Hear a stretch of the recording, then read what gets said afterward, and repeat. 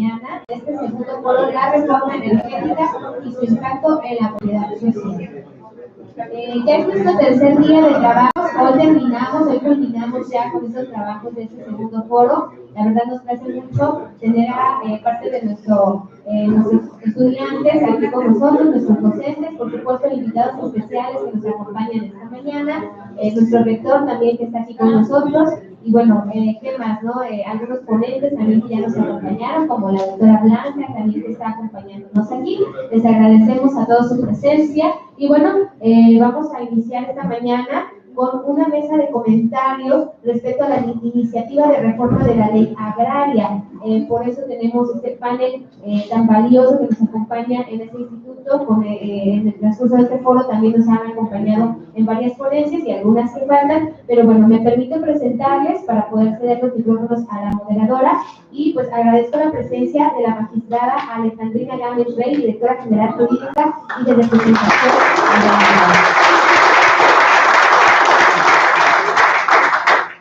Agradezco también la presencia de la directora jurídica de Andrade Becerra y Asociados y especialista en materia agraria, la maestra Lorena Eligia Becerra Becerra. Agradecemos también la presencia del magistrado del Tribunal Unitario con sede en Chetumal, Quintana Roo, el doctor Aldo Saúl Muñoz López. También contamos con la presencia del presidente del Observatorio Agrario, el maestro Nayar Paredes Nieto. Y por supuesto, también agradecemos esta mañana que nos acompañe el socio fundador y director general de la firma Priego Brito, el doctor Eric Manuel Priego Brito. Bueno, sin más preámbulos, pues voy a ceder los micrófonos a la maestra Lorena, quien será la moderadora. Buen día, muchas gracias. Pues han sido 3 días, señor rector, muy fructíferos. La verdad, les agradecemos la deferencia de la hospitalidad de tenernos aquí en el Instituto Universitario Puebla, Instituto Universitario Yucatán. De verdad, la dinámica de este segundo foro ha sido muy exitosa. Enhorabuena, de verdad, y gracias nuevamente. Gracias a ustedes por estar con nosotros. Me honro mucho en moderar esta mesa de comentarios porque estoy acompañada de grandes personalidades. El doctor Eric, también egresado de acá, tabasqueño en materia energética. Nayar Paredes, un amigo de luchas agrarias en el Observatorio Agrario. ¿Qué puedo decir de mis magistrados? Que actualmente tenemos una magistrada con permiso porque está prestada, sin embargo es parte del activo fijo de acá de los tribunales agrarios, pero el magistrado Aldo Saúl Muñoz López, también toda una institución en materia agraria que ha recorrido toda la República Mexicana para estar en ese apostolado agrario y poner en orden todo lo que se le enfrenta.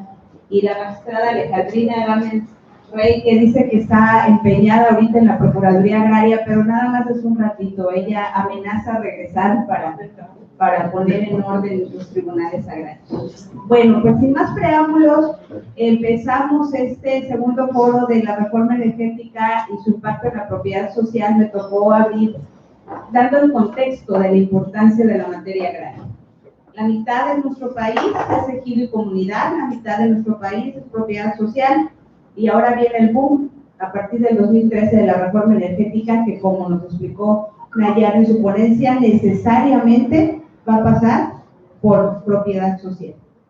Entonces se unen las dos partes tan importantes en la economía de nuestro país, en la madre tierra de nuestros ejidos y comunidades, de nuestros campesinos, de nuestros indígenas. Y tenemos un marco legal agrario, nada más y nada menos, que data de ya en enero próximo de 30 años.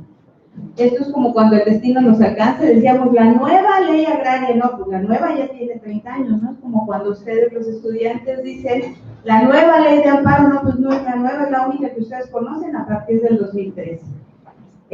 Hay un principio establecido en el artículo 1 constitucional que se llama progresividad. ¿Qué es lo que está pasando? Ya es crónica de un futuro anunciado y ya estamos al cuarto para la hora y ya tenemos que reformar, tenemos que adecuar en la actualidad toda la normatividad agraria y relacionarla con la materia energética. ¿De qué se trata esta mesa? Hay dos proyectos de reforma presentados, justamente ya cumplió un año, el primero del senador Monreal, que lo presentó el 23 de octubre del 2018. Y en diciembre el senador Narro, ambos zacatecanos, dijo, ¿por qué no? Ahí va el mío, también, otro proyecto de reforma. Y de manera concomitante, el senador Narro con la senadora Nestora también está promoviendo una iniciativa para que el 27 constitucional sea reformado con relación a la 94, y los tribunales agrarios, que son unos órganos autónomos constitucionalmente creados, son un híbrido, no pertenecen al Poder Judicial, al Poder Ejecutivo menos y al Legislativo, o sea, son unos órganos autónomos. Y la senadora Nestora y el senador Narro proponen, ya es hora de que se vayan al Poder Judicial de la Federación, cabrón que está en la red, si nos dice, ¿no? Bueno, la idea de esta mesa es para ponerles a su consideración en el ámbito energético a cargo del doctor Eric y de los tres agraristas acá, que creo que somos 3 contra 1, doctor, 4 contra 1, platicarles un poco en qué consisten estas reformas, qué están proponiendo cada uno de los senadores y sobre todo si son asequibles a la realidad y al contexto internacional en el ámbito de la convencionalidad de los derechos humanos a que ya estamos obligados, y por supuesto interrelacionado con el sector energético, que cuando hubo la reforma, déjenme les digo que la ley agraria no la tocaron. Entonces, ¿cómo es posible si todo ese ámbito se va a aplicar en el sector agrario que no haya tomado en consideración la ley agraria, ¿no? Yo sí lo explico. En consecuencia, les va a hacer una primera ronda de comentarios. Vamos a empezar por las damas, por la magistrada Alejandrina. Van a ser 6 minutos. Estoy aquí de moderadora porque me dicen que soy un poco mandona, entonces ya cuando veamos 5:30 ya les saco la tarjeta roja, ¿no? Porque si no, por ejemplo, le pasamos el micrófono al maestro Nayari y aquí no vamos a estar hasta las 3 de la tarde, no. No, lo quiero mucho, pero hay que exprimirlo y dosificarlo, ¿no? Ok, les agradezco. Y al final de la primera ronda, algún tipo de comentarios de ustedes, y regresamos con una ronda de 3 minutos de cada ponente para alguna conclusión que se nos haya pasado. Muchas gracias, muy amables. Bueno, buenos días. Muchas gracias al rector, al licenciado Coral Macosay, que nos invitaron a este foro. Vengo en representación del procurador agrario, licenciado Luis Hernández Palacios, que no pudo estar aquí presente. Me siento muy honrada, muy orgullosa. Yo estuve aquí casi 3 años en el Tribunal Agrario. Conozco la hospitalidad tabasqueña y vengo con muchísimo gusto y espero algún día regresar. Bueno, sobre los comentarios de la ley Monreal, la ley Narro, yo las leí, ¿verdad? No con el análisis tan profundo como el que he estado escuchando, pero sí estoy de acuerdo en puntos de una y en puntos de otra. O sea, hay cuestiones de la ley Monreal que organizan y clarifican sobre la sucesión de derechos agrarios, sobre la venta de las parcelas, pero sobre todo regula lo de la iniciativa privada, pues, de los inversionistas. Y la ley Narro me parece que también tiene cuestiones muy afortunadas y que quiere volver al capítulo de lo que era la ley federal de reforma agraria, que sí tiene muchas cosas positivas en el aspecto sobre todo de las sucesiones para los propietarios, y sobre todo que trata de la realidad social de la indivisibilidad de la parcela, que la tenemos actualmente, pero la realidad es que no está indivisible porque los hijos están cada quien en un pedazo, y pues por eso genera muchos pleitos en los tribunales. Precisamente aquí Tabasco, me tocó conocer, está lleno de asentamientos humanos irregulares que se dieron a raíz de las inundaciones y que pues metieron a la gente donde pudieron, y luego pues INSUS, bueno, ahora INSUS, pero antes Coret, tenía ciertas reglas para poder expropiar y que no se daban porque la parcela está a nombre de una persona y esa persona ya no quiere, en algún momento les dijo que sí iba a adoptar el dominio pleno y luego les iba a vender a todos y resulta que a la hora de la hora ya no lo hizo. Están los que llamamos pues invasores o paracaidistas y eso me tocó verlo mucho aquí en Tabasco. Entonces todo eso lo pretende regular la ley Narro, es lo que yo comprendí de la lectura. Y bueno, me parece muy bien, porque ya cada quien que le den lo que le corresponda y que se quiten de la indivisibilidad de la parcela, por un lado. Por otro lado, pues también pretenden que se regulen los tribunales agrarios, que se incluyan dentro del Poder Judicial Federal, que siempre ha sido una polémica porque dicen que somos un parche mal pegado. O sea, el Poder Judicial nunca nos ha querido, primero porque no tenemos el presupuesto, bueno, hablamos porque soy con licencia, ¿verdad? No tenemos el presupuesto que quisiera el Poder Judicial Federal que tuviéramos para podernos inscribir. Y segundo, porque pues, no nos han querido. Pero bueno, ahora no sé si ya sea orden, ¿verdad? Una ley, que sea ya por ley. Sin embargo, la autonomía de los tribunales también la defiendo porque se resuelve conforme a derecho y las instancias de revisión son el Tribunal Superior Agrario y son el Poder Judicial Federal en algunos casos. Eso es en cuanto a la... bueno, también quiere crear un código nacional agrario, que estaría muy bien porque nos estamos viendo la supletoriedad de la ley en cuanto al código mercantil, en cuanto al código civil federal, y así ya se regularía de una sola vez en el Código Nacional Agrario. Y también la pericial, que la pericial, bueno, ayer lo decía Lorena, nos quita mucho tiempo en los tribunales, a veces años, y en cambio se volvería a la unicidad de la pericial, que bueno, pues está cuestionable también, pero ya veríamos los criterios del Poder Judicial Federal, ¿verdad? En su caso. Pero yo creo que se simplificaría el trabajo de los tribunales. Digo, en mi opinión, las dos leyes tienen cosas buenas y pues debería hacerse una tercera que llevara de los... Creo que se está haciendo una tercera, de que está llevando parte de una, parte de otra, pero para tratar de hacer la ley lo mejor posible. Pues todo. Digo, bueno, pues ahorita toca el turno al magistrado Aldo Saúl Muñoz López. Quiero platicarles que él ha sido un referente en los tribunales agrarios en la aplicación de criterios convencionales de los tratados internacionales. Platicábamos ayer que llegó que incluso él empezaba a introducir en sus resoluciones desde el acuerdo de admisión y por supuesto a dictar sentencias, criterios de la Corte Interamericana, de la Convención Interamericana de Derechos Humanos. Le decían, bueno, ¿qué es eso? Porque no estábamos acostumbrados. En consecuencia, si me permites, magistrado, te voy a embarcar en una situación que a mí me ha quedado duda de estos dos proyectos. ¿Tú crees que cubre los extremos de la Declaración de las Naciones Unidas sobre los Derechos de los Campesinos y otras personas que trabajan en las zonas rurales?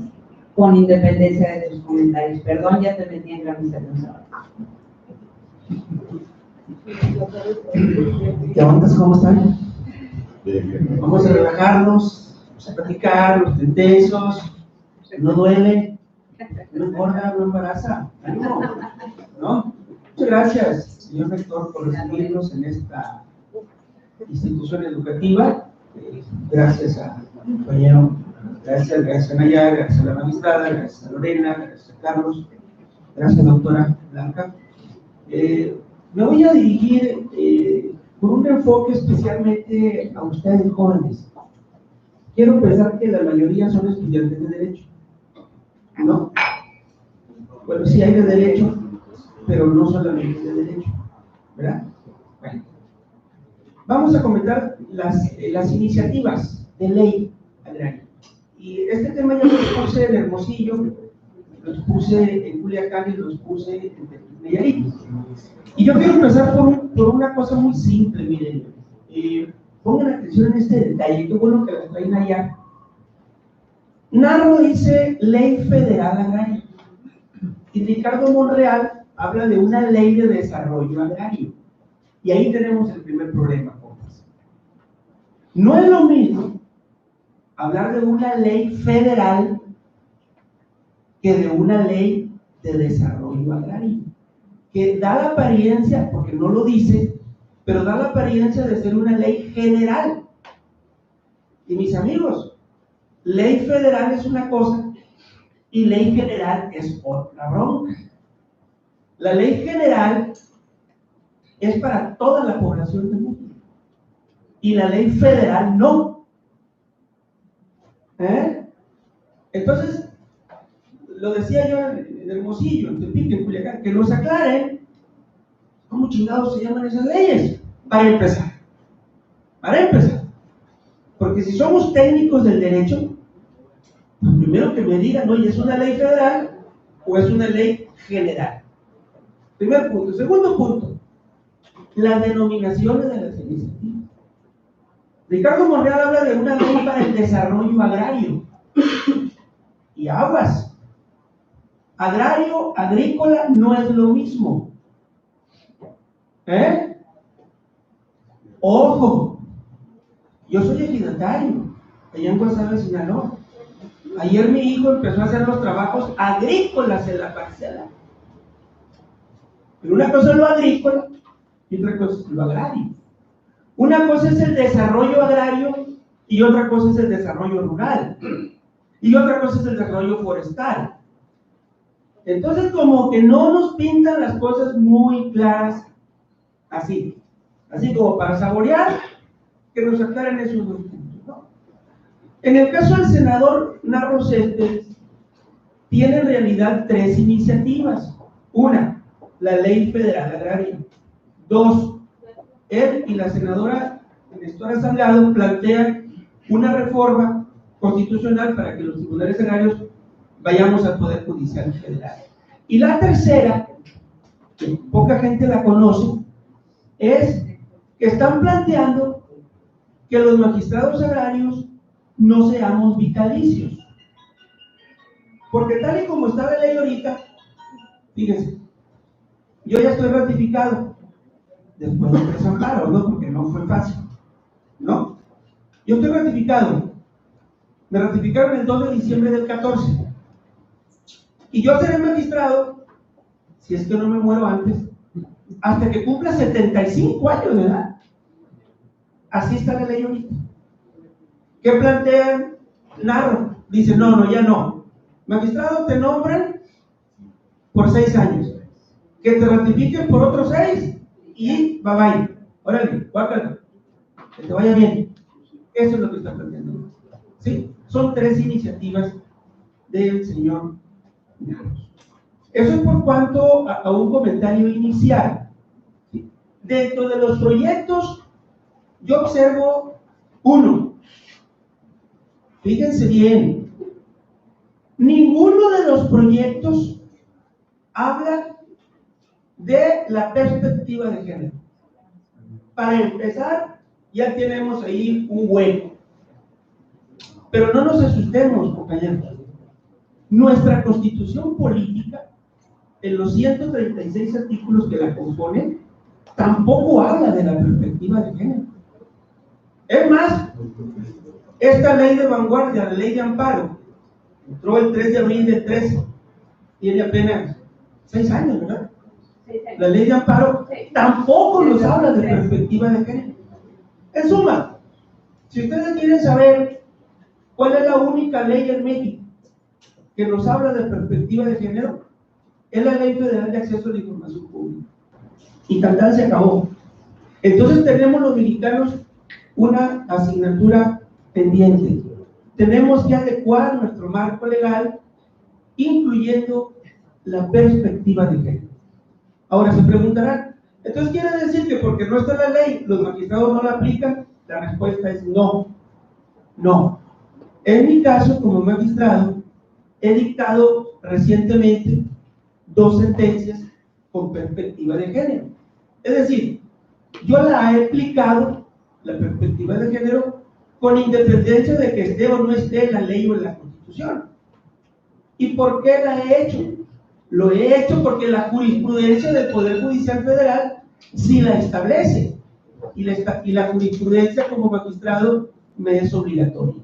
Pero además, he invocado en esas 2 sentencias tratados internacionales. Entonces, ese es un tema pendiente de la iniciativa. Cuando se me acabe el tiempo lo dice. ¿Ya? ¿Se dan cuenta cómo no me contestó?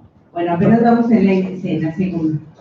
Bueno, Nayar Paredes en el Observatorio Agrario ha sido precisamente eso, un observador de todos estos temas. Y la expertise, y sabes que Nayar, tú hablas mucho del desarrollo productivo. Se está, el senador Narro, en su ley de desarrollo agrario, precisamente refiriendo mucho a este sector productivo. ¿Tú consideras que está bien, que está mal, con independencia de tus comentarios generales?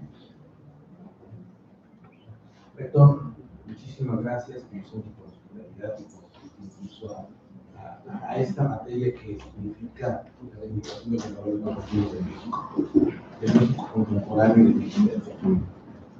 Señor, abogados todos, Carlos, muchísimas gracias.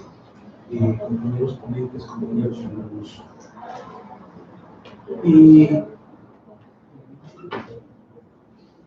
La Ley Agraria de 1992, quizás desde mi muy particular punto de vista, significó un retroceso en la política social, de la política agraria, de la política del desarrollo agrario, de la política del desarrollo rural en México, ya que significó crear un marco jurídico que para nada, ¿sí? La Ley Agraria de 1992 es una ley agraria, es una ley del régimen social de propiedad.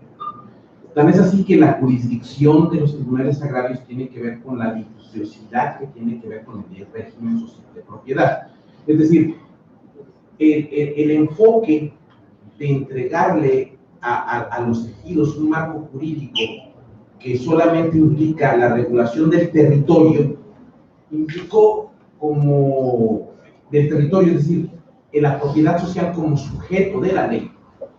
Implicó que en 30 años de su aplicación, hoy día 30 millones de mexicanos que viven en el campo mexicano vivan en pobreza y pobreza extrema, que el desarrollo rural y el desarrollo agrario se hayan convertido en como si fueran conceptos distópicos, como si fueran conceptos ajenos uno del otro, que como bien dice Aldo Saúl, ok, el desarrollo rural tiene que ver con el desarrollo de la actividad agropecuaria, mientras que el desarrollo agrario tendría que ver con el sujeto y la relación con el suelo productivo en el país.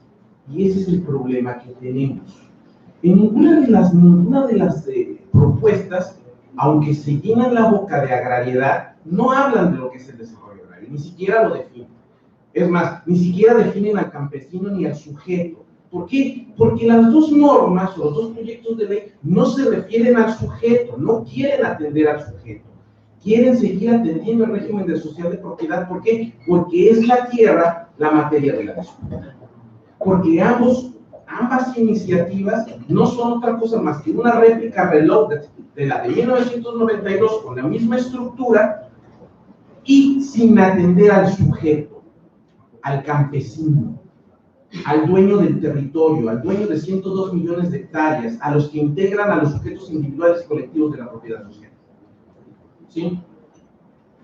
Y el problema es que la de Ricardo Monreal establece una lógica de, no es cotorreo, en serio, due diligence, en español ahí lo dice debida diligencia, para regularizar el saqueo, ¿sí? Y tratar de generar mecanismos de extracción de suelo social para incorporarlos al desarrollo, ¿sí?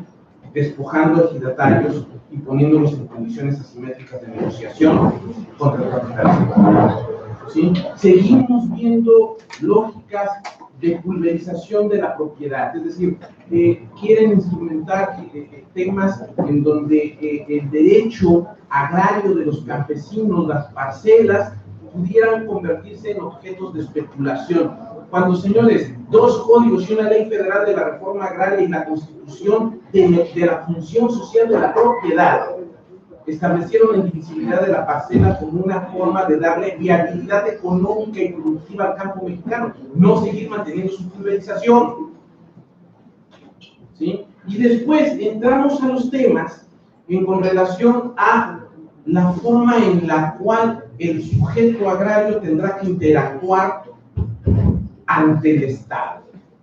¿Con qué? Con una SEDATU que se dedica a vender casas, con tribunales agrarios con 800 millones de pesos de presupuesto, es decir, pobres, presupuesto, tribunales pobres, y no porque los magistrados lo sean. La institución es pobre, no tiene recursos para hacer frente a la litigiosidad y a los retos que tiene el sujeto agrario, del siglo XXI.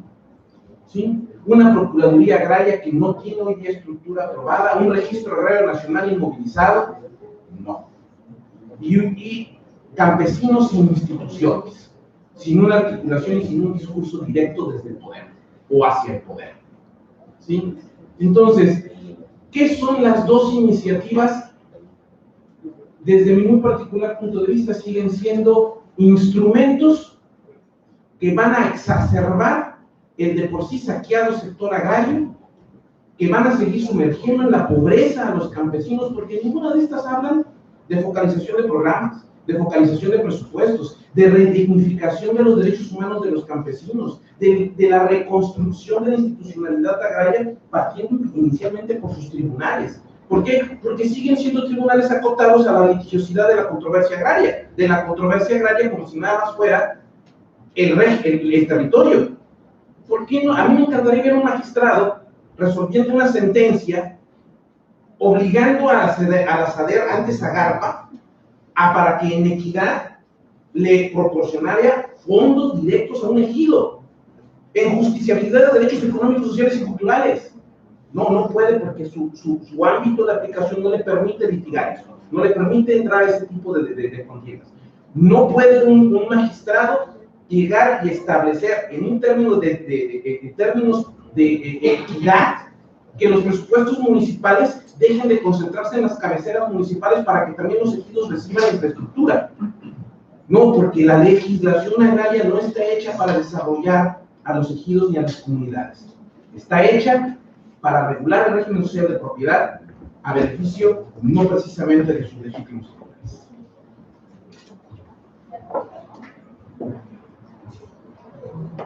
Están surgiendo muchas ideas y ahorita que nos haga favor del doctor Eric Manuel Priego Brito, cuya firma ya tiene bastante prestigio aquí en el sureste, atendiendo que es donde es el boom de la reforma energética.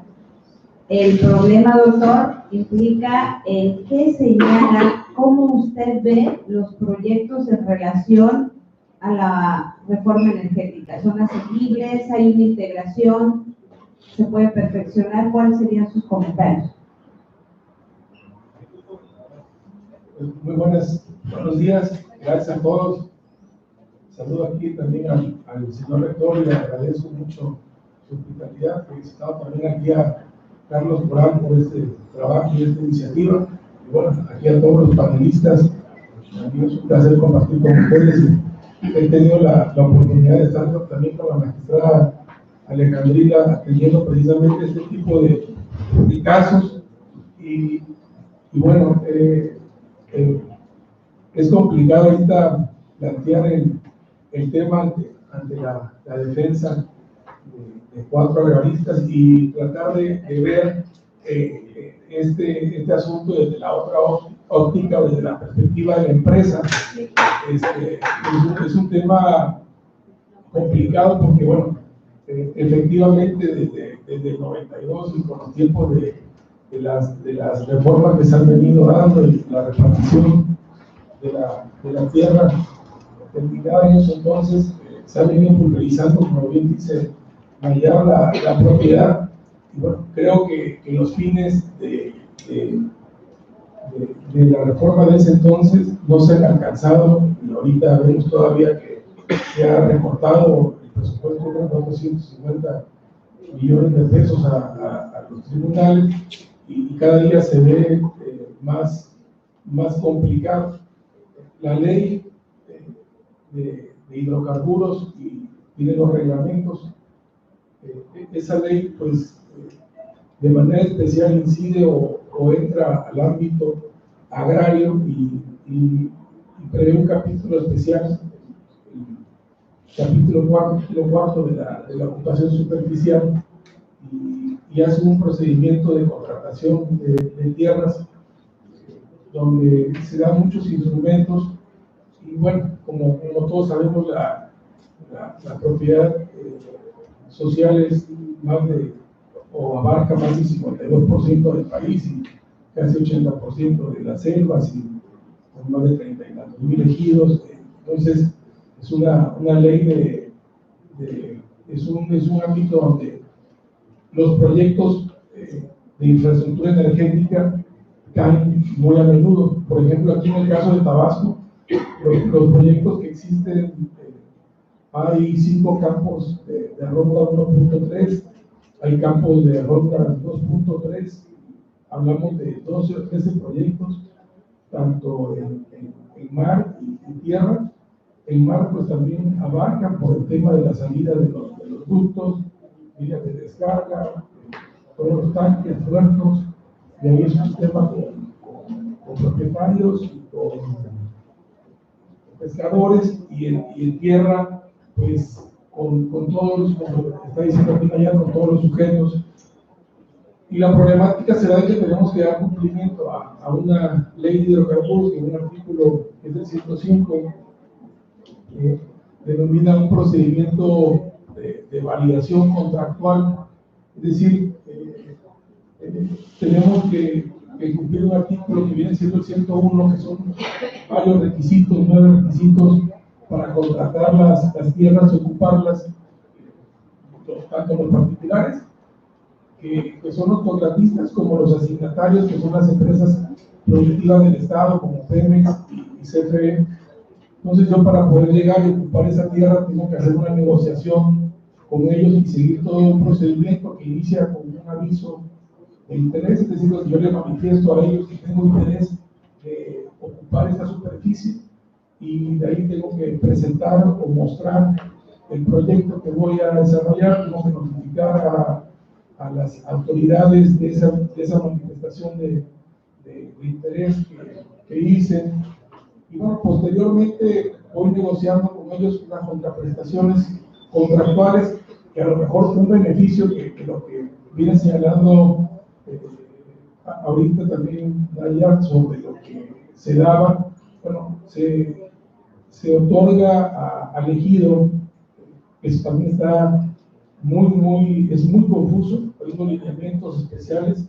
Hay 3 contraprestaciones que se negocian, que es el pago de los bienes distintos a la tierra, el pago de la renta por el uso y la superficie, y hay un concepto que se llama extracción comercial, que es el inciso C de ese artículo, que es el 101, extracción 6. Bueno, entonces, ahí con los ejidatarios ya sea una problemática muy grande, porque para mí uno de los grandes problemas que se ha dado en el tema agrario es que ha sido la equitativa distribución de la riqueza y la incentivización de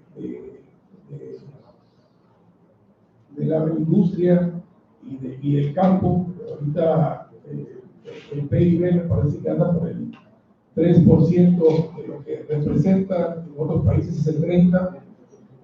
Se aprecia el descuido en lo que ha caído. ¿Por qué? Porque también han existido muchos programas sociales, pero estos se negocian o se tratan con los líderes. Es decir, los representantes de los grupos son los que hacen los tratos, y esa riqueza no permea o no llega a todo el estrato. Entonces, bueno, aquí está pasando lo mismo con la contraprestación de la extracción comercial. Se debería repartir entre todo el ejido, así lo dice la ley, pero la realidad es que no es así. Como hacen ellos su acuerdo en la asamblea, en realidad se la va quedando quien tiene la instalación estratégica o la infraestructura y vuelve a darse el mismo problema. O sea, en realidad ese beneficio que va del 0.5 al 2% sigue sin llegar a toda la gente, ¿no? Porque hay un tema de poderes y de fuerzas, y los líderes escogen cómo se va a distribuir esa riqueza, ¿no? Como pasaba antes con muchos de los programas. Entonces, bueno, aquí ya en la negociación, después de que uno acepta todo mediante todas las asambleas y logras llegar a un acuerdo, tienes que hacer un contrato con base en unos lineamientos, que son unos lineamientos que pidió tener en 2016, y ahí vienen varios tipos de contratos: ocupación superficial, compraventa, arrendamiento, servidumbre. Y bueno, ya para lograr que se apruebe este contrato tienes que ir a unas asambleas que en la ley de hidrocarburos te solicitan o te piden que sean de formalidades especiales. Eso es sumamente complicado en la práctica. Por eso les digo que desde la óptica de la empresa, ¿por qué? Porque hay mucho problema para que se logre esa asamblea.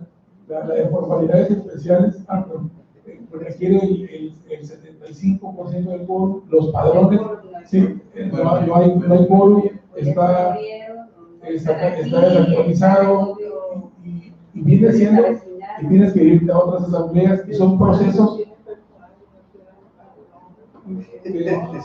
que se llevan meses. Entonces, uno después de que logra el contrato tienes 30 días para llevarlo a la autoridad, ya hay una jurisprudencia al respecto, y en el día a día, de verdad que la celebración de estos contratos es sumamente complicada. Nosotros hemos tratado con muchos elegidos, y en la práctica de verdad que hay que estar trabajando mucho. La logística es bastante complicada, y bueno, algo que yo veía bueno en la ley Montreal, en la iniciativa, actualmente debe haber como, creo que hay 16 iniciativas presentadas en relación a materia agraria en estas 64 legislaturas. Las más sobresalientes, como bien han dicho aquí, son la NARRO y la de Montreal. Y en la de Montreal hay, como dice aquí el abogado, hay una parte que se dedica a las debidas diligencias, y en realidad como que tocan o copian un poco la ley de hidrocarburos, pero finalmente no resuelve el problema. ¿Por qué digo es la que a mí me parece mejor? Porque reduce ese quórum a 2/3 partes, aunque sigue siendo insuficiente, y propone aumentar los 30 días a 90. Digo, es lo único que puedo opinar, ni las conozco tan a fondo más que en ese apartado, y en la otra, bueno, es un poquito más compleja, y con las tres estructuras que propone. Bueno, eso es lo que tengo ahorita que comentar. Están surgiendo algunas cosas que la magistrada y el magistrado, procesalmente hablando, lo han tenido en la práctica. Yo considero que la siguiente ronda, que es de 4 minutos cada uno, si nos pueden abordar en relación a esa situación procesal, porque, perdón, pero los legisladores desde su curul, está muy padre hacer las leyes, pero el problema es la aplicación. Yo lo único que discuto es que en los foros y en el ámbito legislativo sí deberían de llamar a las personas que van a ser los operadores, incluso a los ejidatarios, a los comuneros, a los campesinos, a los académicos, a los líderes, pero en el ánimo proactivo. Todos tenemos, yo sé que es muy complicado establecer y ponernos de acuerdo, pero sí es básico que quien va a operar la norma participe en su elaboración con una propuesta. Entonces, magistrada, procesalmente hablando, a mí hay algo que me preocupa, y ahorita lo comentó el doctor Priego Brito. Digo, las asambleas, nosotros sabemos que en términos del artículo 27 constitucional es el órgano supremo. Estoy de acuerdo, pero si te fijas, magistrada, les están dando muchas facultades, y sabemos lamentablemente que cuando tienen muchas facultades se llega a corromper. Es complicado llegar al comisariado y ya te dicen por esto, este trámite tanto, por esto que... Imagínense con más facultades. Digo, si por si el comisariado es Dios, o sea, espérate, eres representante de una comunidad, no te equivoques, y estás sujeto a lo que la asamblea te ordena. Y muchas veces en la práctica no es así. Por 4 minutos, magistrada, por favor, sus comentarios. Bueno, respecto a lo que comentaba el licenciado Cleo Brito, tiene mucha razón. Las asambleas de formalidades especiales se solicitan únicamente cuando son de terrenos de uso común, porque la ley agraria en el artículo 79 dice que las personas que son usufructuarios o que no son dueños de sus parcelas pueden contratar libremente. En un inicio, porque me tocó efectivamente los primeros convenios que presentó, por cierto, muy felicitado por mí porque es muy perfecto todo su trabajo, con unos abogados a nivel internacional excelentes. Me tocó revisar esos asuntos que presentó, y la verdad, lo de las asambleas, pues todavía no teníamos muy definido el criterio de si era asamblea dura o si era nada más asamblea simple, pero lo estaban haciendo por no tener problemas también luego con la asamblea de las demandas, porque finalmente sí es cierto lo que dice Lorena, el ejido, el comisariado, pues es el todopoderoso, y hay facultades que ni el tribunal puede invadir dentro de las asambleas. Entonces, bueno, al menos, por ejemplo, en los asuntos de Pemex, yo le recomendaba al encargado de la zona sureste en ese tiempo que para que no tuviera problema le diera cuando menos aviso a la asamblea. Que bueno, ustedes saben que aquí con Pemex no hay gran problema porque lo tiene todo bajo control o en aparente control. Pero de cualquier manera, no me tocó que se presentaran demandas, nada, porque me tocó apenas cuando iban a presentar los convenios. Sin embargo, hubo hasta una reunión en el Tribunal Superior Agrario, porque teníamos diferentes criterios los magistrados. Unos queríamos asambleas duras, otros queríamos simples, y pues ahí están los amparos y todo. La cuestión está que la orden que nos dieron en ese momento fue de que no obstaculizáramos el desarrollo del país por simples criterios de magistrado, que estábamos obstruyendo el desarrollo, y que fuéramos más comprensibles y más elásticos con respecto a los 30 días, ¿verdad? Porque la realidad es que ya habían cobrado, ya estaban trabajando, y luego salió el tribunal con que no, pues ya te pasaste los 30 días y ya no. Inclusive de magistrados de lo más difíciles que puedo decir, todos estuvimos de acuerdo en que había que buscarle la manera de contar los días, ¿verdad? Porque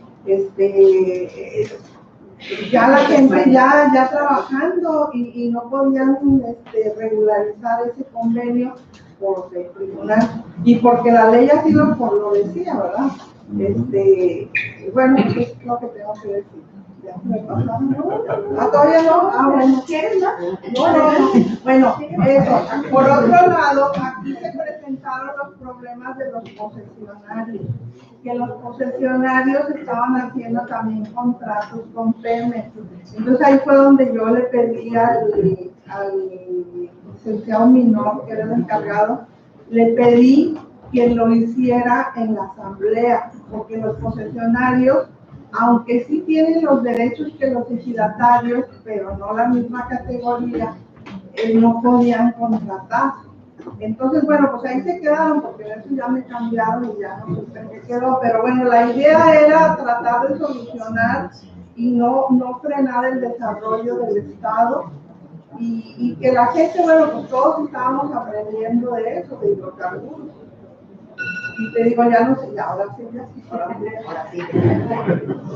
Ya tenemos otro micrófono. Es muy valioso la experiencia. Si se dan cuenta, aquí no estamos hablando de papel, de gabinetes, sino de la experiencia y en la práctica. Y con el peculiar estilo del magistrado Aldo, que anoche le comentaba que siempre cuando yo llegué a los tribunales agrarios, mi expertise yo venía de materia penal. Entonces verlos y aprender de ellos desde la diferencia entre ejido y comunidad. Y después salir a mis itinerancias, que es eso, sacar a los tribunales. El magistrado y su secretario de acuerdos y el personal va directamente a campo a ver, la problemática es una experiencia que en 20 años no tengo a la vida como pagar. El magistrado Aldo, dado su expertise, por favor, ¿estuviste en qué estado cuando empezó la reforma energética? ¿En dónde te agarró y si ya llevaste responsabilidad? Sí, miren, por método le doy con mucho gusto respuesta a la inquietud de la maestra Lorena. Las iniciativas que estamos aquí comentando no ponen en el centro de su atención la protección de los derechos humanos de la gente.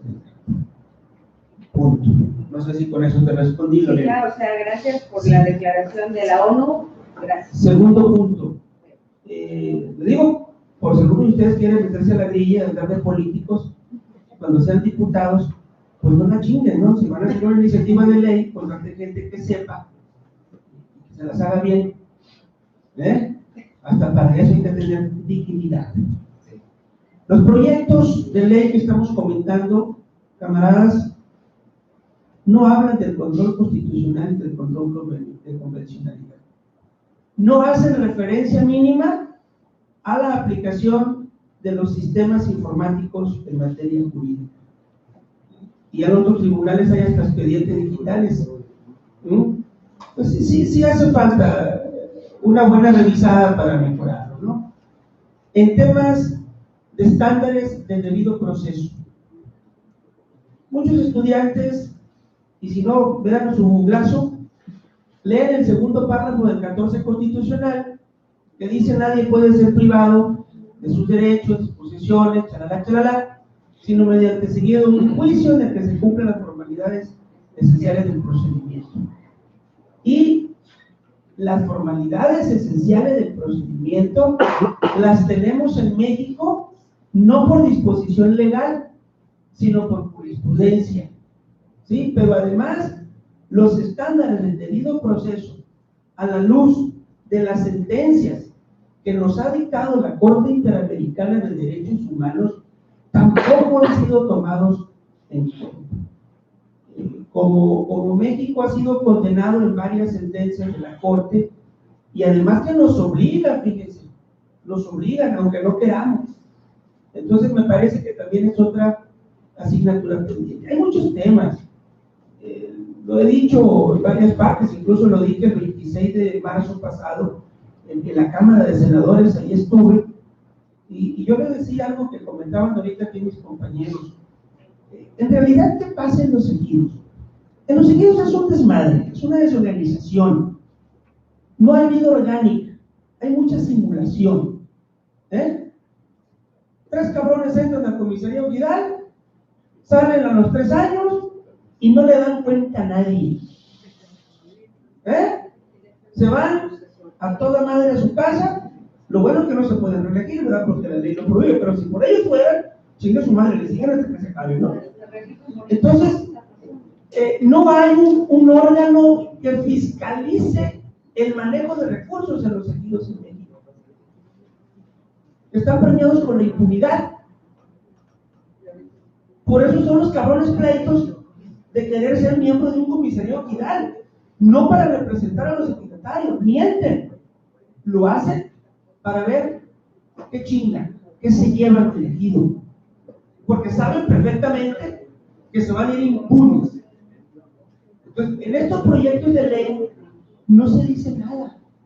Nosotros los magistrados agrarios no podemos, porque no tenemos una base legal para imponer ese tipo de sanciones. A lo máximo que llegamos es a declarar nulas las asambleas o los informes que se cuestionan a los comisariados.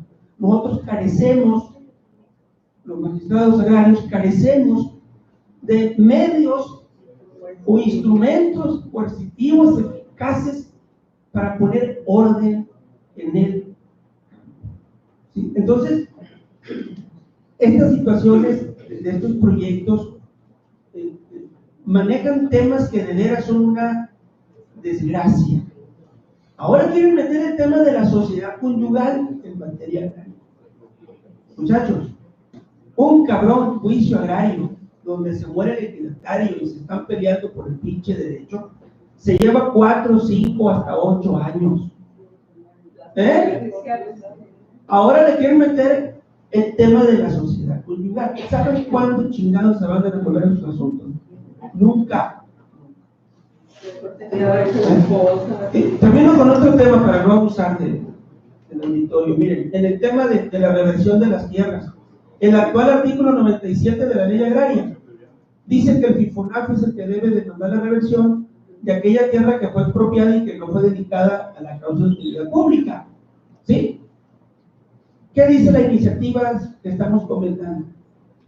Dicen que ahora no, que el FIFONAF no, que la reversión la demanda el ejido, que fue expropiado, pero con la obligación de devolver la lana que ya les pagaron.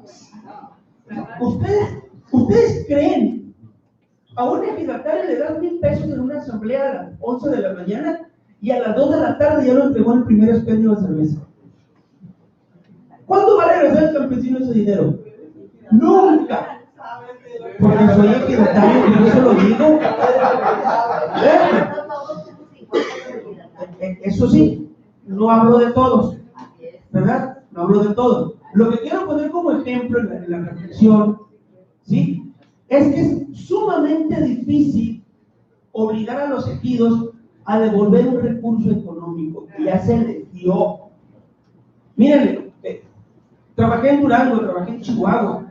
Allá en los ejidos se distribuyen el reparto de utilidades con motivo de la venta de madera, ¿sí? Porque son ejidos forestales. Y les entrega se llama el reparto de utilidades. ¿Ustedes creen que los campesinos, con tantas necesidades que tienen, van a recibir un pesito del ejido y lo van a guardar para ver si mañana o pasado los demandan?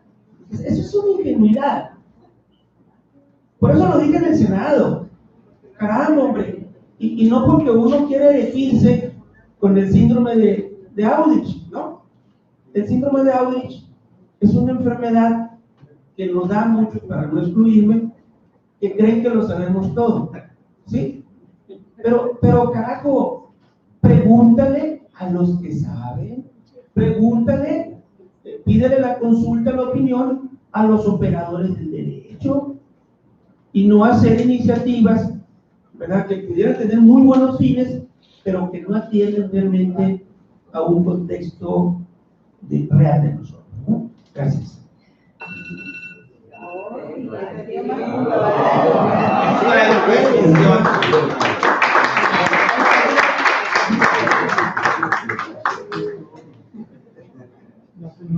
Es que hay 3 reglas de la redacción. 3 reglas de la redacción. Sé breve, sé preciso y sé conciso. Y hay 3 recomendaciones.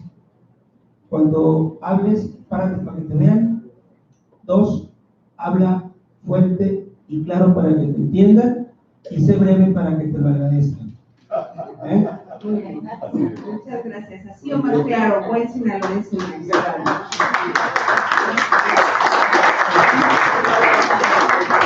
que ahí viene el contrapeso. Yo siempre quiero mucho a mi amigo Nayar, pero andamos siempre discutiendo, él es Contreras y yo igual. Él es hombre y yo soy mujer y al final pues los hombres tienen que decir ustedes, su última palabra debe ser sí, mi amor. Nayar es un convencido y yo creo que todos hemos platicado de que pues lo que menos queremos es que al país le vaya mal. Digo, estaríamos mal de la cabeza como para decidirlo. ¿Qué está pasando con esta 4ª transformación? Evidentemente había que sacudir el árbol, digo, hacía falta ya una recomposición porque ya estábamos cayendo en una situación burda, ¿no? Sigue el Nayar, no sé qué puedas defender de esto que se ha dicho. La defensa del indefendible es una ociosidad. No, los dos, exactamente, sí, mi amor.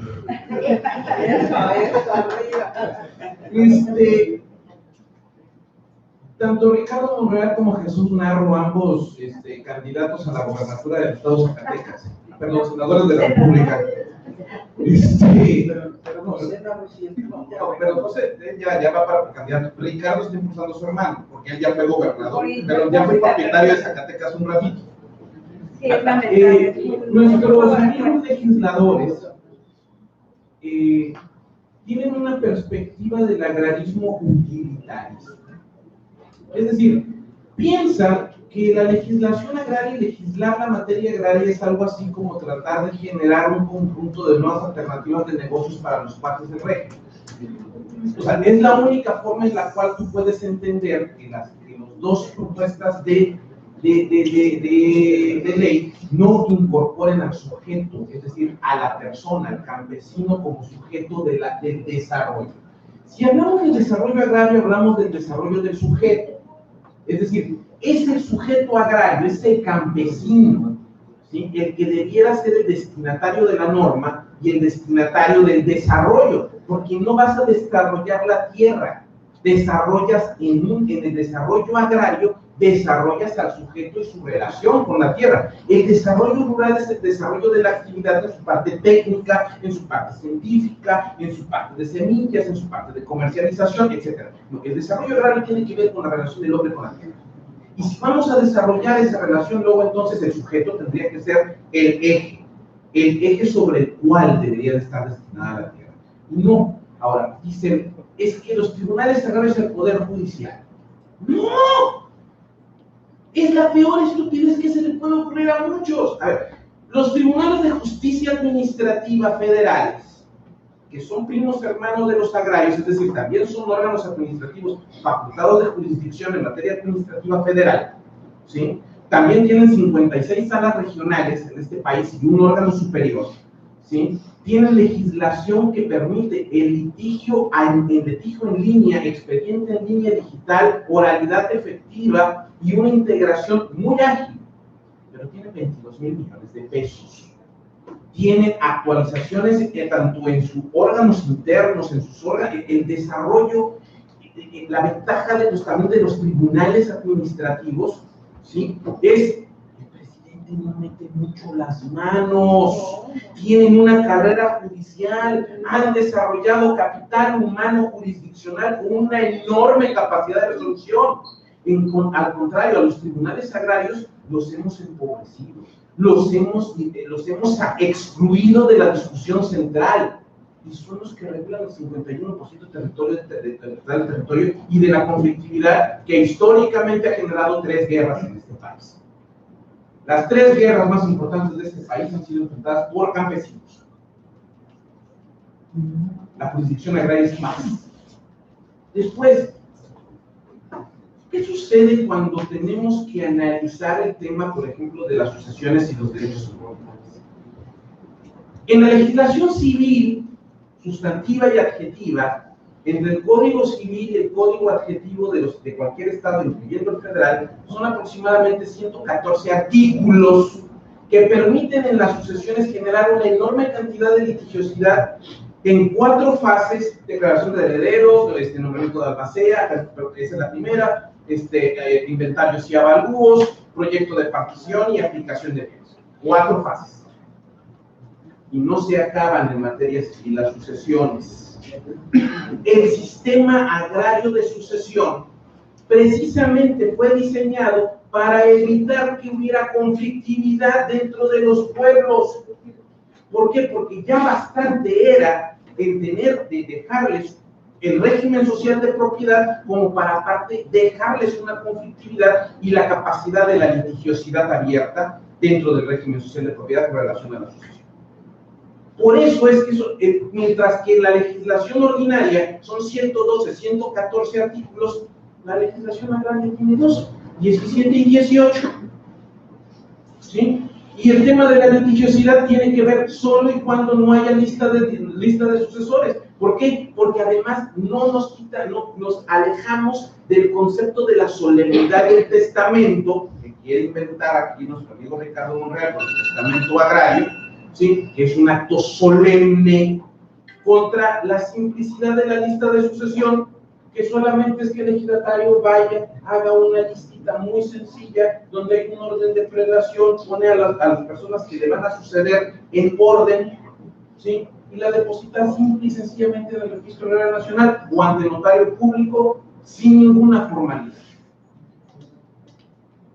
Eso permitió paz en los pueblos y en las familias campesinas de este país.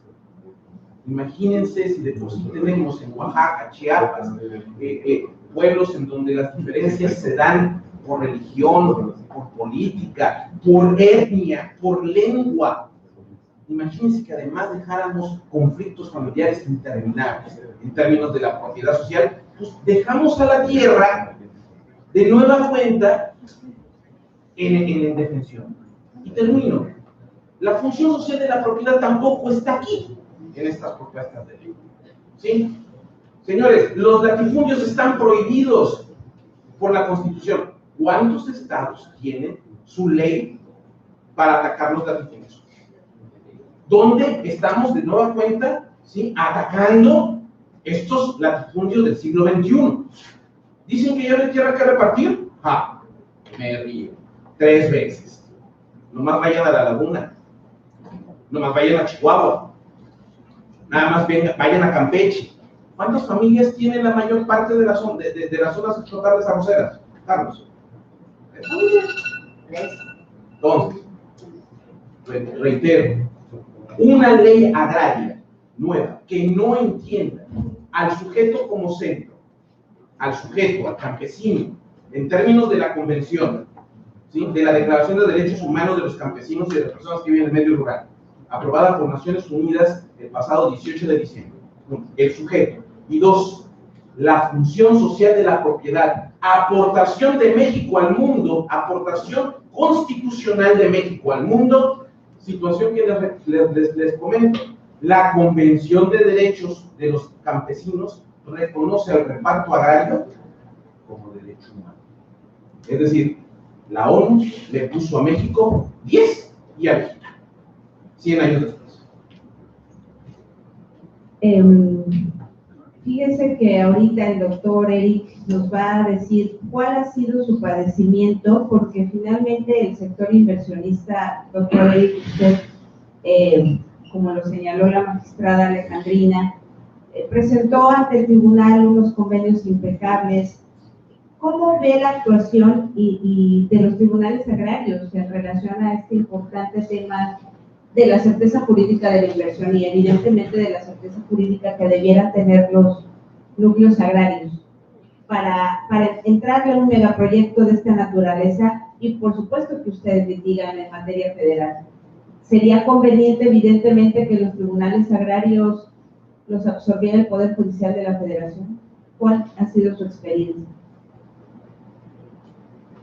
Bueno, como bien comentaba la magistrada Alejandrina, que con ella estuvimos trabajando muy bien y hemos tenido la oportunidad de estar llevando estos proyectos en otros estados. Ha sido un tema complicado porque esa transición que hubo en el tema, mientras se absorbía y se asimilaba toda la regulación, la reglamentación y todos los lineamientos que se daban, se llevó algún tiempo, ¿no? Como bien señaló la magistrada, hubo muchísimos criterios encontrados y lo mismo sucedió también en los juzgados de distrito. Aquí primeramente con los 6 que estaban en su momento cuando iniciamos, ya luego ahorita con el tema mercantil se puso un poquito más complicado porque la ley de hidrocarburos refiere una parte de la mitad administrativa y la mitad como actos de comercio. Bueno, hay jueces de distrito que desempeñan en decir que es competencia mercantil. Bueno, ha sido un tema bastante complicado. Yo coincido aquí con la opinión de Mariar, que se debe de seguir manejando a como se encuentra actualmente el sistema. La problemática para mí está primeramente en revisar y analizar, que creo que la propuesta va a ser negativa si si se han cumplido los objetivos y fines buscados o pretendidos en la ley en ese 92, y vamos a encontrar uno de los grandes problemas. No quiero ser repetitivo y parecer manuelista, pero uno de los grandes problemas ha sido precisamente el tema de la corrupción, no dentro del tema agrario, más que nada en el tema ya hablando de aplicación de ley y de impunidad, como bien señalaba aquí el magistrado, dentro del ejido y de la organización, porque la riqueza no se ha distribuido debidamente. Se han implementado programas grandes, pero no han sido efectivos. Por ejemplo, con Pemex, cada sexenio se realizaban acuerdos marcos donde para temas de gobernabilidad y presupuesto se hacían donativos importantes. Primero eran la mitad en especie, la mitad en efectivo, y muchos acababan en láminas, en alambre, dinero que pues la verdad no llegaba o no se reflejaba en la comunidad. Pues uno de los grandes problemas es ese desarrollo, que es lo que hace falta, porque si no, no se va a nivelar nunca el tema, ¿no? Nunca vamos a encontrar un equilibrio, porque vamos a seguir en ese círculo vicioso. El otro punto es tratar de encontrar una forma para equilibrar esos conflictos que hay entre la ley de hidrocarburos y la ley agraria, ¿no? Que con la reforma se tiene que buscar. Por ejemplo, a mí me parece que la misma ley agraria era suficiente, es un tema ya de especialidad, para regular el tema de la contratación. El artículo 79 era 1000 veces más sencillo y más fácil hacer la contratación. Por ejemplo, también el tema de la inscripción de la asamblea, ya el 25 del reglamento del RAN, tampoco la hace inscribible. Tenemos un tema ahí. En el tema del 23 de la ley agraria, esas asambleas no previstas. Entonces, ahí hay que tratar de estandarizar y lograr precisamente acuerdos. ¿Por qué? Porque lo que sí es cierto, y ese para mí el tercer gran problema, que sería el primer gran problema visto desde los gobernantes, es que estamos hablando de, acorde al Plan Nacional de Desarrollo, en su apartado 3.5, lo que es el tema de política energética es vital. Es decir, hay cuatro puntos, que uno es el incremento de la producción, otro punto es el tema de refinación, otro de los puntos importantes que tenemos que alcanzar es el empoderamiento de Pemex y CFE. Y bueno, para lograr eso, porque el apartado 3.5 es económico, la parte económica, es decir, el presidente y el gobierno piensan apuntalar la reforma y el desarrollo del país con el tema energético.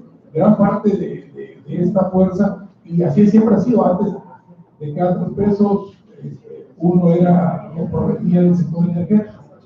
Entonces, ahorita el tema de extracción, de exploración, la producción va a ser vital.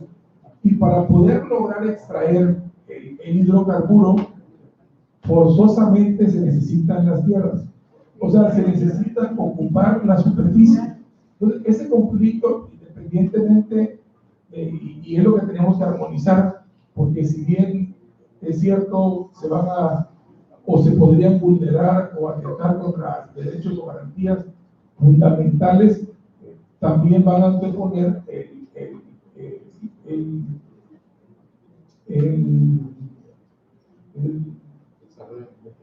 tema de la ahorita acorde del 25 constitucional, son actividades estratégicas, y como una actividad estratégica van a estar encima de cualquier cosa. Incluso hay una servidumbre legal de hidrocarburos, que ese es otro tema que estábamos aquí platicando. Es muy parecida a una expropiación, sin embargo no lo es, porque es temporal y tenemos estos temas diferentes entre pagos y demás, pero son figuras que le permiten al asignatario, al contratista, al peticionario o al autorizado, pues disponer de esa superficie del imperio del Estado. Entonces, pues ahí sí se van a violentar muchísimo los derechos, pero se tiene que encontrar una forma para que se logre armonizar y que se logre un beneficio. Y yo pensaba que la extracción comercial o las contraprestaciones jugarían un papel importante. Por eso incluso creo que se excede en la ley de hidrocarburos, tratando de lograr que se lleve a cabo la reforma energética y calmar un poco el ánimo de la gente. Se fueron más allá de lo que la misma ley agraria preveía, pero si no logramos con esta nueva ley lograr disposiciones que equilibren precisamente el permitir que esta propiedad social se use, se ocupe y se disfrute para poder extraer del subsuelo este hidrocarburo, pues vamos a vivir en un gran conflicto y dejando claro que es más del 50% de la propiedad. Pues bueno, ha sido muy interesante y enriquecedora. Tenemos también a continuación la presentación del libro del magistrado. Imagínense cómo va a estar, porque además es la magistratura agraria. Si después de la presentación alguien quiere ser magistrado, a ver si le quedan, ¿no? Dos comentarios, dos preguntas. ¿Con qué se quedaron? ¿Qué les interesaría saber? Adelante, por favor. Espera. No te preocupes, yo no lo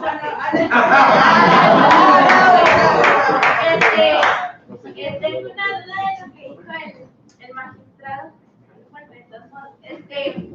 donde dice que no me voy a dar Lo que hasta le dio el artículo, ver si era cierto, claro, debe de sí, ser. él nos dice del comisariado. Disculpen el tema, estoy entrando apenas a la, ¿cómo se llama? A la materia del derecho, al estudio del derecho, que bueno, soy principiante, y ahí nos menciona del comisariado, dijo, no hay, él dijo que no le rinden cuentas al pueblo, a la asamblea, y en la ley está plasmada que dice que ellos tienen, ahí acuérdense que en el artículo 23 de la 23, fracción 4 o 5. Ajá, fracción 5, bueno, dice que ellos tienen la obligación, lo cual yo pienso que lo malo aquí es el sistema, tal vez no es la ley está plasmada, la cual debería de estar ya representada, y pues esa es mi duda, ¿por qué no? Y también la baja calidad que le dan a los tribunales agrarios, porque en mi pensar, en mi sentir, que si están aparte, o sea, no están en lo nacional, pero cuando hablamos de agrario, de campo y todo eso, es muy extenso, trae muchos capítulos. Y también donde dice de que quieren llevar lo civil a lo agrario. También leyendo ahí dice que las personas que tienen el derecho de reclamar las tierras son los cónyuges, ahí lo dice, son los cónyuges y los concubinos y los hijos. Y si la persona no tuvo hijos, abajo dice son subastados hacia la sociedad que queden elegidos. Pero ¿qué pasa? Bueno, así que pasa que ahorita aquí en México, cuando las personas quieren subastar, ¿quiénes son los que vienen y compran? Las otras personas extranjeras, y hacen el uso que le pertenece al usufructo de las personas ejidatarias. Eso era los originarios. Sí, ¿cómo te llamas? Me llamo Jania Josephine. Jania. Sí. Te felicitamos aquí en la mesa por tu intervención. La verdad que como principiante no. Imagínate, Es que todavía no hemos estado en el derecho agrario. Yo te quiero invitar como profesor, bueno, ahorita va a leer parte de mi síntesis. Lorena, siéntate, hija, mire, el artículo 23 de la ley agraria es el que dice cuáles son las facultades de la asamblea de ejidatarios. Y efectivamente, la fracción cuarta dice que la asamblea de ejidatarios va a ver los informes que rinda el comisariado ejidal. Y todo está muy bonito en la ley, pero hay un abismo entre ley y realidad, hija. Sí, en las asambleas, con algunas excepciones, rara vez los comisariados rinden informes. Primero porque no lo hacen y segundo porque no se los exigen. ¿Sí? Por eso falta mucha cultura en los pueblos. Por eso ustedes que son jóvenes, que yo espero que alguno venga aquí de ejidos de pueblos, se nutra con estas charlas que, dicho sea de paso, lo hacemos con mucho cariño, ¿no? Entonces, ¿y qué pasa cuando algunos ejidatarios le exigen cuentas al comisariado? Pues entonces se vienen los problemas al seno de los ejidos y todo va y termina en el Tribunal Agrario por demandas de nulidad. Por eso decía, si yo como magistrado tuviera la facultad, fíjese bien, de imponer sanciones a aquel comisariado que en los 3 años no rindió informes o habiéndolos rendido, aún así tenemos dudas del manejo de los recursos, que bueno fuera, pero los tribunales agrarios no lo tienen. ¿Sí? Precisamente, miren, en cada tribunal donde yo he estado, voy a cumplir 7 meses en Chetumal, ahí se entregaron, por decir así, 60 millones al ejido por una carretera. Y les pregunté a la audiencia, ¿tiene cuenta bancaria el ejido? No, magistrado. Entonces, ¿dónde tenían ese dinero? En la casa del tesorero. Oigan, y se repartió el dinero, pues a unos sí, a otros no. Y entonces, ¿dónde quedó la bolita? Y el comisariado ejidal hace 9 años salió. Algunos ya hasta se murieron, mira. Pero se van con la impunidad porque no hay un mecanismo de cómo llamarlos a cuenta. Pero llamarlos a cuenta en cuanto terminen los 3 años. A ver, papá, ven para acá. ¿Y saben por qué estamos así en México? Por un problema de cultura política. Miren, no nos quiero enfadar.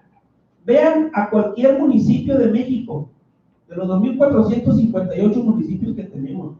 ¿Qué hacen los regidores con el presidente municipal? Todos le aprueban, con excepción de algunos. Y el señor, el cabildo le aprueba la cuenta pública del 2016. Y esa cuenta pública pasa al Congreso del Estado. ¿Y qué hacen los diputados? Pues el presidente municipal es del PRI, yo soy del PRI, pues yo se lo apruebo. Estamos. Y entonces compramos en la feria, no sé si aquí en Villahermosa haya feria, cada año, pero vamos a la feria con el señor ese que vende cobijas y compramos la cobija más grande y todos nos tapamos con ella. Entonces no es un problema de que esté o no en la ley, amor. Lo que hace falta es el otro mecanismo sancionador. ¿De acuerdo? El otro tema de la sucesión. Sí, mira, el artículo 18 dice que cuando un ejidatario muera y no haga lista de sucesión, el primer orden es la esposa o esposo que vivió con ella y no estaba casado, bueno, concubina o concubinario, ¿sí? Y no tuvo mujer, no tuvo los hijos. Pero fíjense lo que dice la ley. Dice, si el ejidatario murió sin pareja, pero tiene más de 2 hijos, o sea 3, estos se pondrán de acuerdo en 3 meses a ver quién va a ser el heredero. Y si no, los derechos agrarios se van a subastar. Eso es un absurdo. En 1992, cuando yo hice mi tesis de maestría, allá en Lomochi, Sinaloa, yo propuse cambiar el artículo 18 de la ley agraria. ¿Sí? Pero como dije hace rato, a los académicos, a la gente que estudia en este país, rara vez se le toma en cuenta. ¿Sí? Ahora, en esta ley nueva, en esta iniciativa, quieren meter la sociedad conyugal. Actualmente los derechos agrarios, óiganlo bien muchachos, actualmente hasta ahorita, 9 de noviembre del 19, hasta ahorita los derechos agrarios no forman parte de la sociedad conyugal. Si tú eres ejidataria y yo me caso contigo, oiga, ¿sí? El derecho agrario no es mío. ¿Me explico? El derecho agrario es tuyo, aunque tú y yo, en el registro civil, nos hayamos casado por sociedad conyugal. Así están las cosas ahorita. De manera que yo no te puedo reclamar Si nos divorciamos tú y yo, al momento de liquidar la sociedad conyugal, yo no te puedo reclamar parte del derecho agrario porque no forma parte de la sociedad. Y con estas iniciativas quieren que sí forme parte, lo que lo hace muy complicado. No sé si con eso te contesté, corazón. Muchos mensajes. Gracias, hija. La magistrada quiere poner en ello y tenemos acá. Con respecto a Jocelyn, que es el nombre que se me quedó, te quiero decir que en la Procuraduría Agraria hay una dirección de servicios periciales y muchos ejidos y comunidades están pidiendo los servicios de la dirección para que vayan y se hagan dictámenes contables y en su caso se pueda demandar en caso de que la rendición no esté clara. Entonces tampoco está tan, digo, si quieren demandar lo pueden hacer. Y bueno, el licenciado, el doctor Aldo y su servidora estuvimos en Tepic. En Tepic hay más de 3 comisariados de crímenes de Bucicila que están en el bote. ¿Por qué? Porque se les dieron el dinero, se lo quedaron y no cumplieron con las cláusulas de lo que iban a hacer. Y están. Entonces, el problema de estar en el bote es que se gastaron el dinero, no lo van a reponer, pueden pagar con cárcel nada más. Ese es el problema. Compañero, por favor, adelante. Buenas tardes. Mi nombre es Natividad Domínguez Morales, hijo del centro, por parte del Colegio de Abogados Tabasqueños, Asociación Civil del Estado de Tabasco. Hemos estado escuchando en relación al tema y cuando se da la reforma en el 92, digo, en el caso nos tocaba apenas iniciar las cuestiones también de litigio, nos encontramos muchas variantes en relación a lo que traía sobre todo la antigua ley de reforma agraria y que pues lógicamente creo que lo que manifiesta el magistrado en torno a la vivencia es muy importante, porque desgraciada y desafortunadamente la Comisión Agraria Mixta, antes de la reforma, desde luego quienes decidían también era la Asamblea.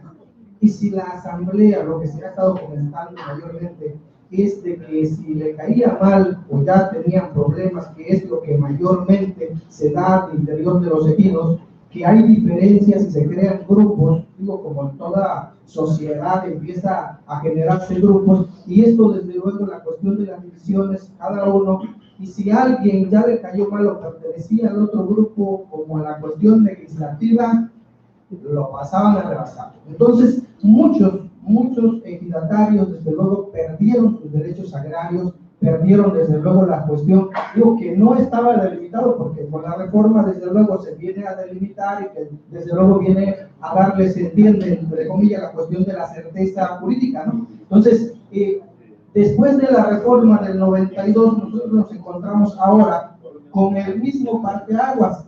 Nos encontramos con la misma cuestión de que desgraciadamente y desafortunadamente seguimos que es la Asamblea, efectivamente, el fin que busca la cuestión agraria, efectivamente, es que a través de las asambleas se determine la cuestión de los usos de las parcelas y desde luego en la medida en que cada uno también tenga ese derecho. Pero desgraciadamente, desafortunadamente, seguimos con el vasallaje y como bien lo mencionaba la señorita que participaba, no nada más estamos hablando de que se siguen generando las cuestiones de interés, sino estamos hablando también en el sentido de que prácticamente siguen, o los que están en estos momentos tomando nuestros ejidos, no nada más las cuestiones de los extranjeros, aquí en el Estado mexicano, desde luego los que tienen el dinero, el que tiene el recurso, el que desde luego paga mejor, es el que al final, y además de eso, ni siquiera llega a la Asamblea. ¿Por qué? Porque también la Procuraduría Agraria, y hay que decirlo así con todas sus letras, no todos, como en toda buena vecindad, hay vecinos buenos y hay vecinos malos. También hay servidores públicos muy comprometidos con la sociedad, pero que también tenemos, desgraciadamente, también malos servidores públicos. ¿Por qué? Porque los visitadores agrarios, en lugar de hacer su trabajo, de ir a las comunidades y no tomar partido, porque ese es el problema. que cuando la autoridad toma partido hacia alguna de las partes, desde luego ahí se va a transversar, desde luego se rompe el verdadero sentido de legislar en torno a la cuestión, como lo marcaba nuestro magistrado, que tiene que ser de manera rigurosa y desde luego darle la razón a quien realmente lo tiene. Gracias, abogado, por su comentario. Norma es una asistente asidua. ¿Tienes pregunta, Norma? Nada más les pido. Vamos un poquito atrasados. Pregunta. Adelante, Norma. Bueno, buenos días. Nuestro Giro 10 tiene 35 años, ¿sí? Está en problemas por amparos, como decía el paisano aquí de Sonora, Sinaloa, que los comisariados ejidales efectivamente son corruptos. Pero yo sí tuve el valor, no, hablo de mi ejido, hasta que agarramos el valor nosotras las mujeres y si nos hicimos frente de este ejido. ¿Sí? Salimos de, pasa compañera Rosa, fuimos de la mesa directiva, yo fui comisaria de ejidal y ella secretaria. Entonces vieron el valor de nosotras las mujeres. El grado es que salimos de la mesa directiva, señores, y nos han nombrado apoderadas legal del ejido, porque a nosotros nos pusieron los cheques en blanco, que le pusiéramos cantidad, que no le pusimos, señores, porque prefiero y muero por la tierra y muero por mis compañeros los campesinos. Y pues me da mucho gusto estar aquí y nuestro ejido siente problema y de corrupción también en el estado, porque aquí cuando estaba la magistrada lo vivió junto conmigo, las corrupciones que existen en el estado de Tabasco. Gracias. Y también doy las gracias al licenciado Macosay, que ha sido un abogado excelente y nos ha tenido mucha paciencia y nos tolera nuestro carácter y la verdad. Muchísimas gracias, licenciado Carlos. La última pregunta del compañero.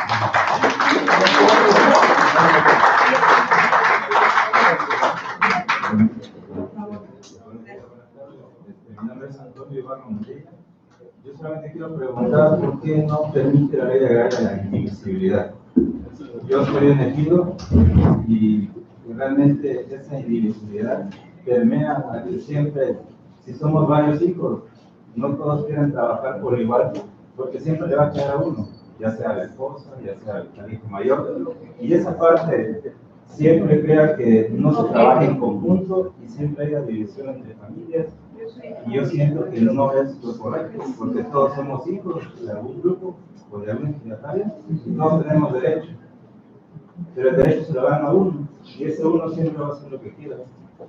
Y obviamente ese derecho sigue para el hijo de ese y los demás, ¿qué quedan? Ya toca. Yo sé que hablo de la pulverización de la tierra, que no Sí, sé, sí, entendimos. pero realmente con una hectárea que te quede puedes hacer muchas cosas. No es necesario, o sea, tener 20, 30 hectáreas de un ejidatario, ¿no? Cuando lo puede dividir en sus hijos, ¿no? Decía un magistrado que fue mi jefe, allá en 1995 en Durango, cuando yo era secretario, estuve en cuenta. Decía el magistrado que la ley agraria que entró en el 92 para acá era una ley agraria para el norte de México. A mí nunca se me ha olvidado y en cierta medida tiene razón.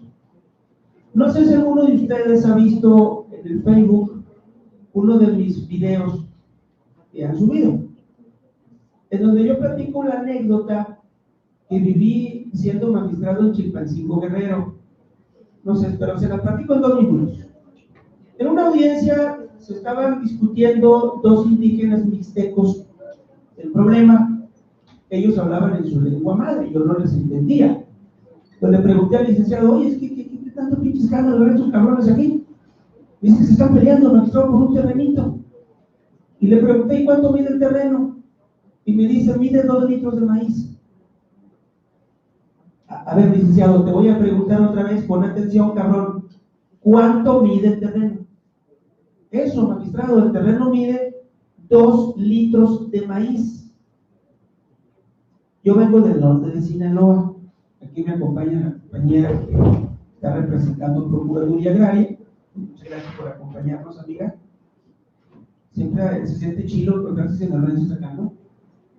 Y entonces me quedé, ¿cómo que 2 litros de maíz? Sí, miren, me dice, el terreno que se están peleando estos cabrones está en la faldita de un cerro. Lo quieren para un chiquero. En Guerrero a los cerdos les dicen coches. Es para tener puches. ¿Eso mide el terreno? Sí, miren, magistrado, me dice, la sala de audiencias está más grande que el terreno que se están peleando. Entonces yo me quedé impactado, porque yo vengo del norte de Sinaloa, en donde el parcelamiento es de 15, 20, 30 hectáreas. Mi parcelita mide 5, ¿sí? La de mi papá mide 13, ¿sí? Pero te brinques tantito a Sonora, compadre, al sur de Sonora, Navojoa, Guatabampo, Chojoa, Ciudad Obregón, y ahí el parcelamiento, tú fuiste secretaria de acuerdos allá, de Catrina, y ahí hay equinoccios de 60, 70, 40, 80 hectáreas la parcela. Entonces México no es un México, somos muchos Méxicos en un México. No es la misma la problemática agraria de Guerrero a la de Sinaloa. Entonces yo te respondo, camarada, yo estoy de acuerdo contigo, sí se debe permitir la divisibilidad de la parcela. No quiero abusar, pero yo dicté una sentencia en Culiacán en donde dije, con todo respeto a la Suprema Corte, que no le iba a aplicar la jurisprudencia que establece la indivisibilidad de la parcela, ¿sí? Allí yo hice una aplicación de la convencionalidad, porque eran 2 menores, y era una parcela de 14 hectáreas. ¿Y qué hice, amigo? Como el papá murió, y los 2 niños eran de diferentes mujeres, bueno, es que así hay muchos hombres, ¿verdad? Y también muchas mujeres. Bueno, pero me gustan los casados, ¿cuál es el problema? Hay una canción que dice, a mí me gustan mayores, ¿no? Y el hombre casado es más sabroso. Bueno, las canciones lo dicen, no lo digo yo. Todos los niños, el ejidatario, una muchacha tuvo un hijo, se muere Cristiano, ahí van las 2 mujeres a pelear el derecho. Yo le dije, si la parcela mide 14, 7 para el niño y 7 para el niño. Hice una ponderación. Fíjense bien, la ponderación es cuando tienes 2 derechos ante ti y te tienes que definir por uno. La jurisprudencia, amigo, a mí me obligaba, porque la jurisprudencia me obliga a mí como magistrado, pero también tenía frente a mí el problema del interés superior del menor. ¿Qué hice? ¿Cómo dicté la sentencia? Le dije, jurisprudencia, estás muy guapa, muy hermosa, te respeto mucho, pero no te aplico, porque voy a ponderar y le voy a dar importancia a los menores y dividir la parcela. Entonces sí se puede, pero repito, depende del contexto donde te encuentres. Imagínense que yo le hubiera dicho a los 2 indígenas mixtecos, les voy a dividir, cabrones, el chiquerito que se quieren pelear. ¿Me explico? Entonces, sí se aplica, pero dependiendo del contexto. Y el criterio de cada estado también. ¿Perdón? Y el criterio de No, cada vamos a estado. nada de eso vamos a hablar ahorita. Nada más, a la otra parte. Yo no estoy de acuerdo. La parcela es el espacio agroproductivo. ¿Sí? La parcela es el espacio agroproductivo. ¿Sí? El espacio de la producción agropecuaria es el espacio en donde tiene que haber una superficie lo suficientemente rentable para que la actividad agrícola se pueda dar. En el norte hay parcelas de 60, 70, 30 hectáreas. En el sur hay parcelas de azurco. ¿Sí? Entonces, lo que sí se debe de pulverizar es la parcela que dejó ya de ser parcela. El problema está en que muchas asambleas proceden, ¿sí?, de 1992 a 2003, certificaron como parcelas tierras que ya no eran parcela, ya eran asentamientos humanos, ya estaban absorbidas por la mancha urbana o ya tenían capacidades de transformarse en otra cosa. ¿Por qué? Porque su naturaleza ya no era la agrícola. ¿sí? Pero como había que promover expropiaciones, había que generar negocios inmobiliarios, elegidos y quedan algunas cosas, así se hizo. Entonces, para aterrizar el tema, la parcela como espacio agroproductivo, la que es eso, no se debe de pulverizar, porque esa es la función del reparto agrario. Y por otro lado, las tierras que ya no tienen una función agroproductiva tienen que transformarse en beneficio primero de sus titulares para incorporarlas al desarrollo. Perdón, estamos un poco atrasados, pero el joven quiere participar. Adelante, perdón. Adelante. Yo, buenas tardes a todos. Les Estoy en agradecemos contra, de verdad todo el interés. yo estoy en contra de la parte de que se le dé el terreno a la persona más mayor. De donde yo vengo, en la ranchería tuvo segunda sección, Maguán, Tabasco, sabemos que todo es ejido. Todo es ejido. Ahora se metió a dominio pleno y ya tiene sus propiedades la gente. Vaya. Aquí está bien. Pero sí, la preguntita. Ya ahorita ya todo es. También habla fuerte. Y ahorita todo ya lo ven como. Y ahorita ya todo lo ven como una propiedad. Pero muchas personas están ahí gobernando, no le explican a la gente qué es lo que hacen. Por ejemplo, llegaron y pidieron los papeles de procede. ¿Y a dónde van los papeles de procede? Y es con lo que el pobre ejidatario se respalda, que tiene un terrenito para trabajar. Va a venir tu papel de dominio pleno como entre 10 meses. Y sí, algunos lo llegó, algunos no lo llegó. Estamos. Y no intervino el comisariado. Y el comisario, hay que va lo más bonito. Ahí te va lo bonito. Ahí va lo más bonito. Todo es una política. Es decir, yo tengo más dinero y a ti van a buscar al conejillo de India. Te vamos a colocar a ti como el presidente de la mesa girar. La persona que tiene más dinero lo va a manipular y va a venir el otro y le va a decir, ¿sabes qué? Tú vas a ser tesorero y tú vas a estar a los pies de nosotros. Según cada primer domingo de cada mes hay una asamblea de ciudad. Se tiene que dar 10 pesos, 20 pesos, lo que se vaya a cooperar. Y según todos esos 10 pesos, 20 pesos, 30 pesos, se acaba el día de Zapata con una vaca que matar.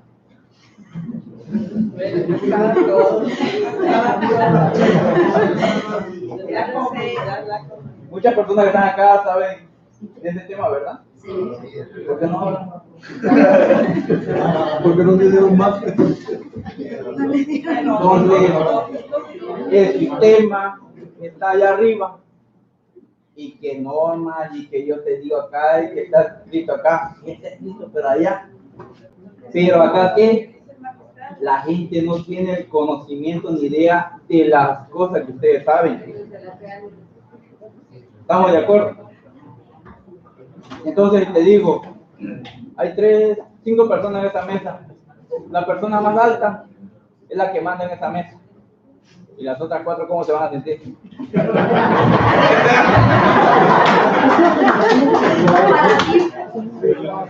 Entonces eso es lo que pasa con los terrenos allá.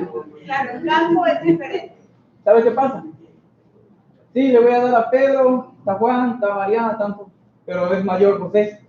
José se le va al terreno, digo el papá. Ya murió el papá, como era el dueño, queda la mamá. Pero ese chamaco es borracho.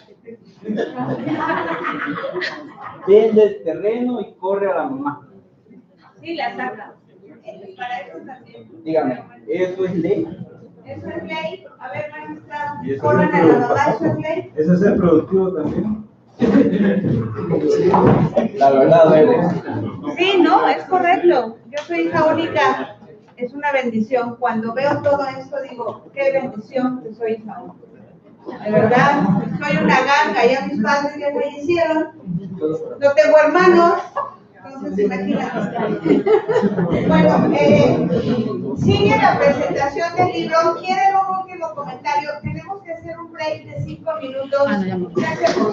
Sí, break de 5 minutos, perdónenos. la siguiente, ahí nos van a tener todo.